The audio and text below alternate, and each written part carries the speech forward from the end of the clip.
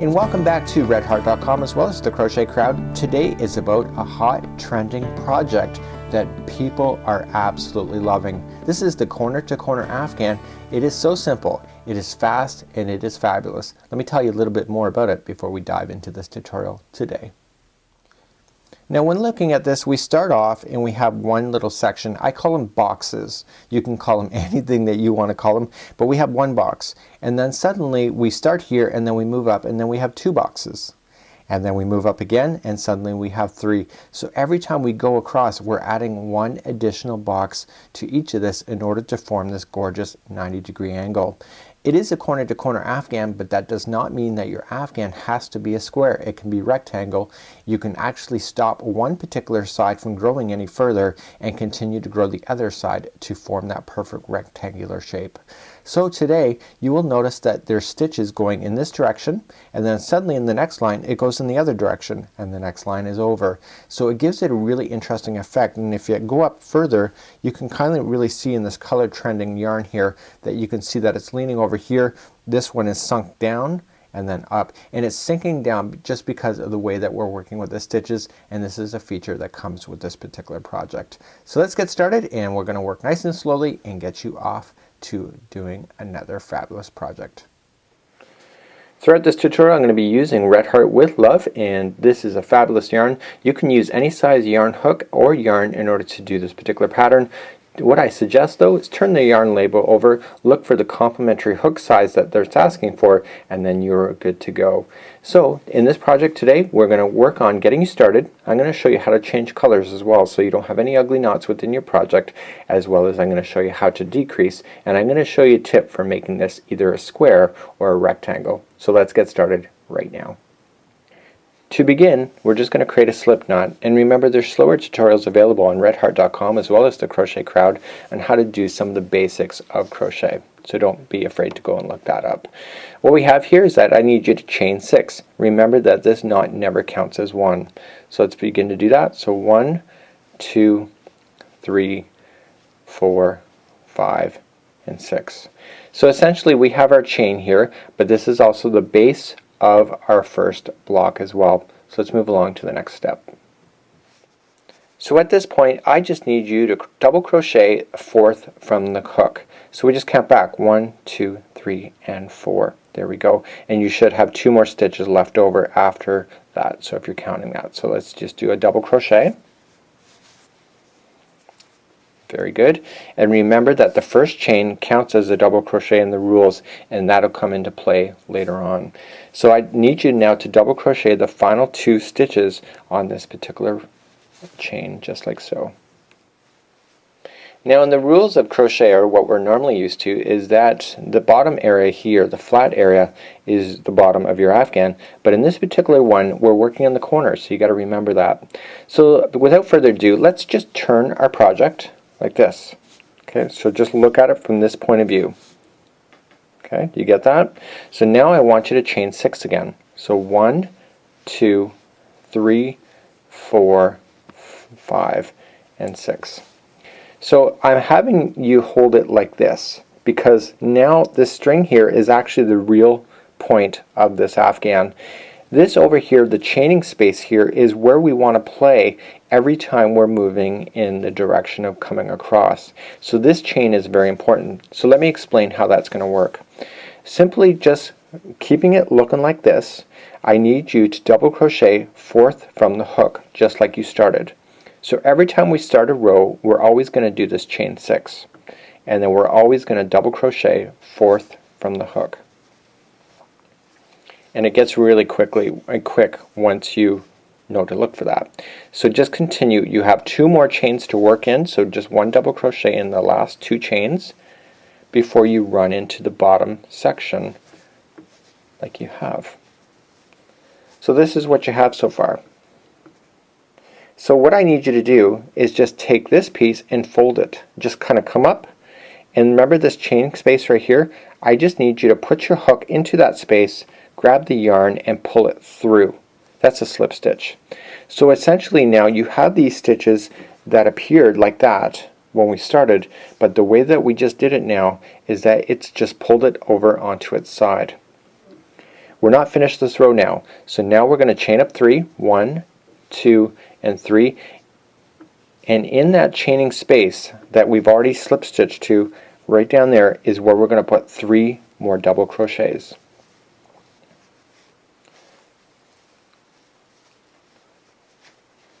Just like so. So you can see that it's starting to take shape as your corner. So let's turn our work again. So this is the rule. Remember what I've already said. You always start off a row by chaining 6. 1, 2, 3, 4, 5, and 6. And now simply 4th chain from the hook. We simply double crochet.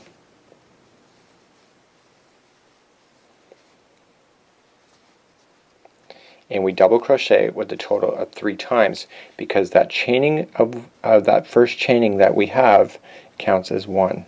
So you always have groups of 4. Okay, so there you go. So simply now what we have to do, this is the end, we just fold it up, and just like what we did before, this is the chain space that you have there. You just want to slip stitch like there, and now we chain up 3. 1, 2, and 3. And we work in this same chain space for 3 more double crochet. But we're now getting bigger, aren't we? So what's going to happen is that we're not ready for an edge yet. We have to keep going across. So essentially we bring up this next section. This is the end chain here. We come into the end chain, we slip stitch, and you can really start to notice that the pattern here, we chain up 3 again, 1, 2, and 3. And we come in for 3 more double crochets.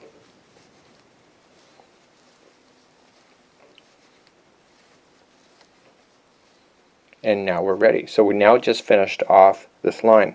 So you can see the 90-degree angle of the side of the Afghan is starting to take shape. The first corner, you can say. So let's turn our work, and remember it's chaining of 6. 1, 2, 3, 4, 5, and 6. Okay, and if you know the rules, it's now double crochet 4th from the hook. Now you didn't see me count that, did you?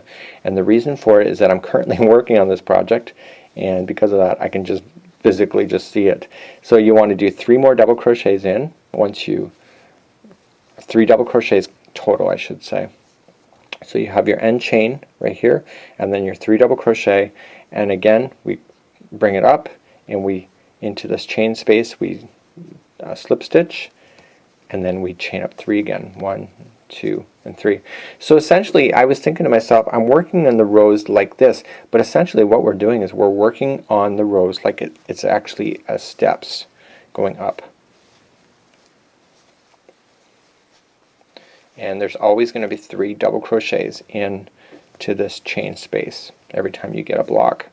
So essentially we now are ready for the next one, so we just slip stitch to the next chain area, and again chain 3, and then 3 double crochets. So at the end of this row I'm going to show you how to change color. So let's do that next. So let's finish this off first, and we come along to the final one. You can really clearly see your edges, and then that was a slip stitch, and then chaining of 3, and then 3 double crochets in. So if you were to change color, this is where you'll do it at this point. On the very final one, let's not finalize it. Let's leave the final stitch undone like this, and so that there's 2 left on the crochet hook. And let's grab our next yarn in order to work with.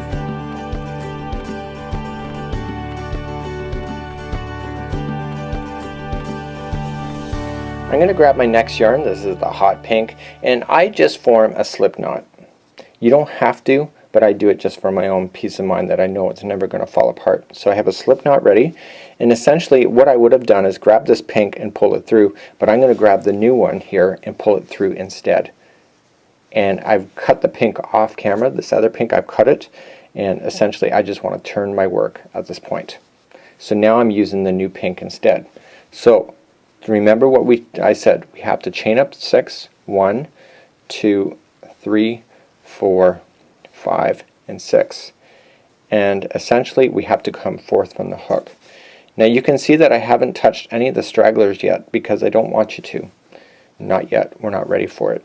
So we need to get this block done before we move on. to hide those stragglers into position so you don't see any ugly knots within your project.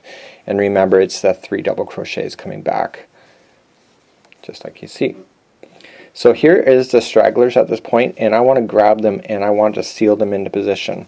So here's what we're going to do. We're just going to grab the single crochet, the chain, and we're going to do a slip stitch. But what I want you to do is put the stragglers on top of the slip stitch, just like so. So they're now on top, and now slip it. And what that's going to do, it's going to trap those stitches underneath of that slip stitch. So we're starting the next block, aren't we? So I'm just keeping these stragglers in the front so I can see them. So 1, 2, 3, and keeping these stragglers so that they're in line with that whole stitching, that whole chaining area underneath. We're just going to continue to trap them in. Remember, every block is going to have 3 double crochets after you chain.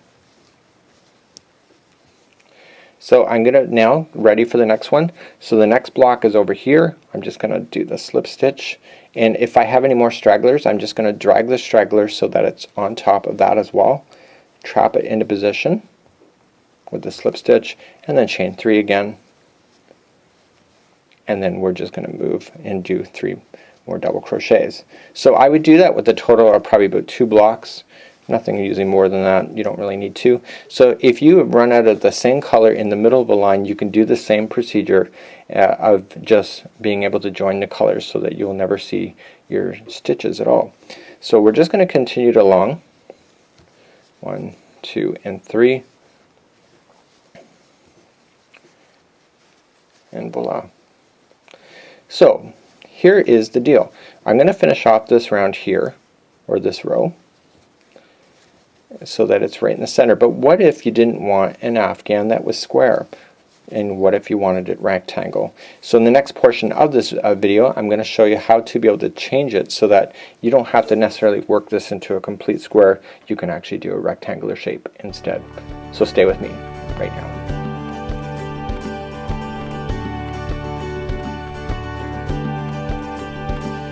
So here's the deal.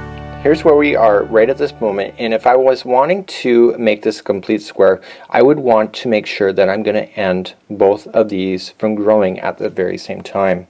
So for example, say I want this to be more of a rectangular, what I need to do is stop one side from growing, so I won't let it go out any further, but I'm going to start bringing it in on an angle, and I allow one side to continue to grow, and therefore you'll end up with the rectangular. So if you want to do a bedspread, or for a single bed or anything like that, you can still do this concept. All it will mean is that you're going to have a section within the middle of your Afghan that is all going to be the same, and then as soon as you get to the length that you want on this side, you start saying, okay, that's it. So on the other side you start bringing it in, and this side you start bringing it in to make it smaller, and hopefully that makes sense for you.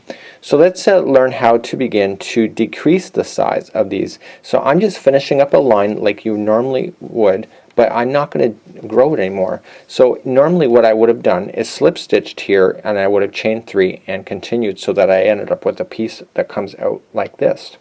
But I don't want that. I want this now to be the final before I grow any more. So essentially I'm going to slip stitch like I normally would, but I'm not going to chain up 3 at this point. I'm simply now going to turn my work. This is now my new edge of my project. So essentially all I'm just going to do is this. I'm going to follow the edge with a slip stitch for 1, 2, and 3. I don't want to go any more than that. I want to maintain and keep this from being any kind of lopsided. So on the very final one that you just have, you simply now chain up your 3 at this point, and working into the first chain is 3 double crochets. So when you're decreasing, you don't need to worry about that 6 anymore. You only worry about that 6 in the starting when you're increasing. And again, just working your way across like you normally would. So we slip stitch, chain 3, and then 3 double crochets into each one of the chain spaces that you have. Like this. So a very easy concept to follow. This could almost be a Barbie size thing. This is a hot trending project, as I kind of mentioned at the start of this video, and the reason for it is that essentially what happens is that this side grows really quickly, and then you get to the middle sides where it slows down. But once you decided that you no longer want to grow it and you want to start going smaller, you're essentially doing less and less work by the time that you get to the end, and that really ends up speeding along as you finish. So that's really kind of a neat concept as well. So for this side, I have already ended on the other side. So essentially, if I wanted this to be square, I would end this right here, doing a slip stitch here, and then slip it, and then continue to go up. But I don't want to do that. I can, but I don't want to, because I want to show you how to do a rectangle, because I think more of you are wanting to do that. So I would continue to grow this side by, continuing to make as if we are growing, even though the other side isn't. Like that. So you can kind of see we have a complete square going on this side now, and essentially we are now going to be working our way up.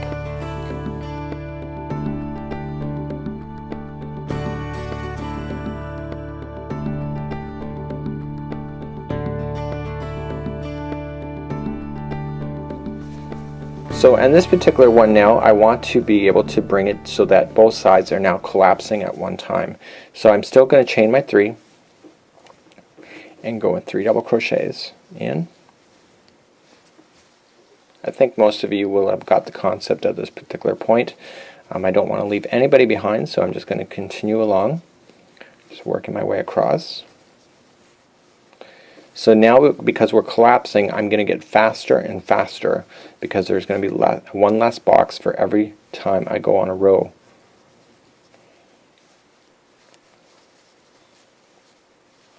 These make for really quick, super, and really fabulous baby Afghans too, by the way. If you're ever looking for a project, this might be it. And so I'm on my very last one now, because I do not want to grow my Afghan anymore. So just like I've been doing on the other side, I simply just stop. I slip stitch in. This is my new corner. Here I turn my work, and we chain, or sorry, we slip stitch 3 times into the edge. 1, just moving along. 2 and 3, just moving our way up. See, isn't that cool?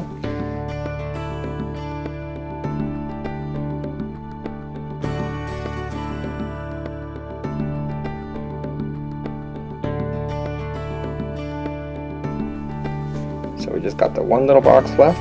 So 1, 2, and 3. 3 double crochets. And then we just simply slip stitch. And then we are completely done this particular project. So we just cut our yarn. And we just weave in our ends. And if you were making a Barbie-sized bedspread, voila, you'd already be done.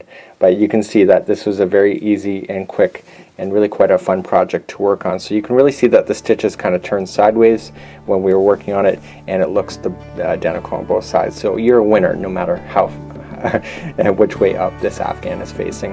Until next time, on behalf of redheart.com as well as the Crochet Crowd, thank you so much for joining me. And remember, for more free patterns and ideas, please check out redheart.com as well as the Crochet Crowd. We'll see ya. Bye-bye.